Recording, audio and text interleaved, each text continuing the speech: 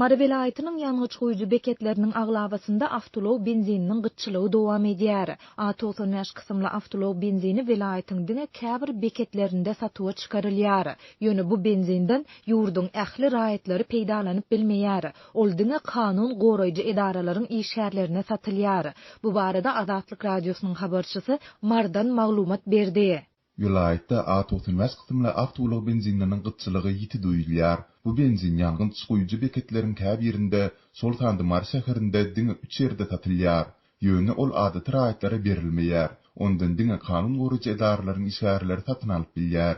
Adaty adamlary barsa A95 benzininiň ýokdugyny aýdarlar. Dip marly awtolog sürüjüsi anonimlik şertinde aýtdy. Ýanyç goýuju beketleriň bir näçe hünärmeniniň aýtmagyna görä A95 kysymly benzin diňe vilayatyň prokuratura, milli howpsuzlyk we polisiýa edaralarynyň işgärlerine satylýar.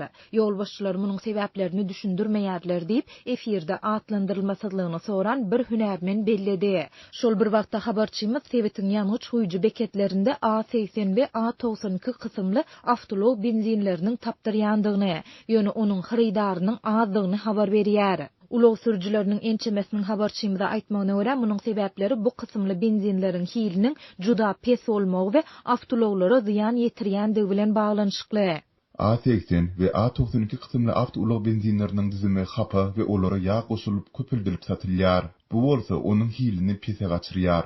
Avtologlaryň hereketlendiricilerini adatda akısından has tiz wagtda hatardan çykarýar.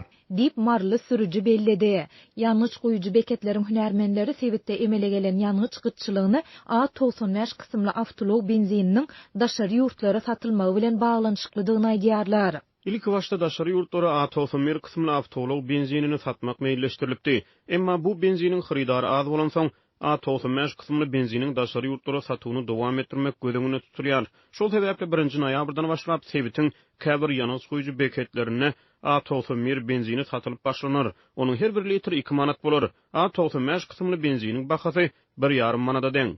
Dip hünärmen belledi. Azatlyk baýdylanlar barada Marynyň häkimligi Türkmenhime we Türkmennewit döwlet konsernleri bilen habarlaşyp goşmaça maglumat ýa kommentari alyp bilmedi. Bu ýagdaýlar barada adatça bolşaly ýurt häkimetleri we media serişdeleri hem dymýar.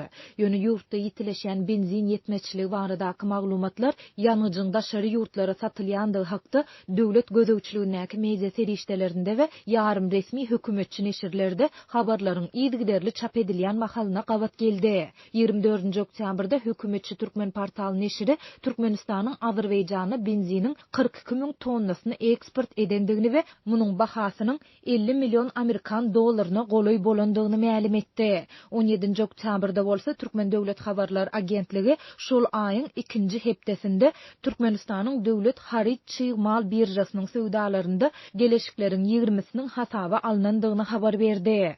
TDH Owan we Özbek işgörleriniň Türkmenhime döwlet konserniniň kärhanasynda öndürilen Eko-93 awtolog benzinini satyn alandygyny we geleşikleriň umumy bahasynyň 18 milyon Amerikan dollaryna goloý bolandygyny hem belledi. Türkmenistanyň häkimetleri ýurduň newit gorlary we daşary ýurtlara satylýan ýanyjyň bahasy barada açyçan maglumat bermeýärler. Ýöne British Petroleum'un 2021-nji ýyl boýunça çap eden hasabatyna görä Türkmenistanyň 600 milyon barrel barabar suwut edilen newit gorlary bar.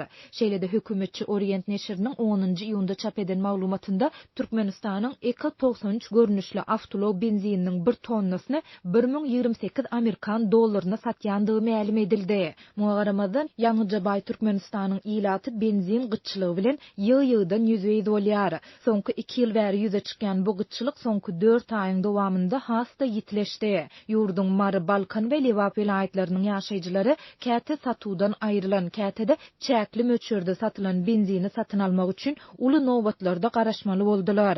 Geçen aýyň 1-nji 10 günlügünde bolsa kärençi daýhanlar dizel ýanyjynyň ýetmezçiliginiň Balkanyň käbir sewitlerinde ekiş mögsümni bökdeýändigini habar berdiler. Ýurduň dürli sewitlerindäki ýanyç gytçylygy Russiýanyň Ukraina esasyz çözmeginiň arasynda tutuş dünýäde, hususanda Ýewropada ýanyç energiýa serişdeleriniň bahalarynyň ýeti derejede gymmatlan wagtyna gawat geldi.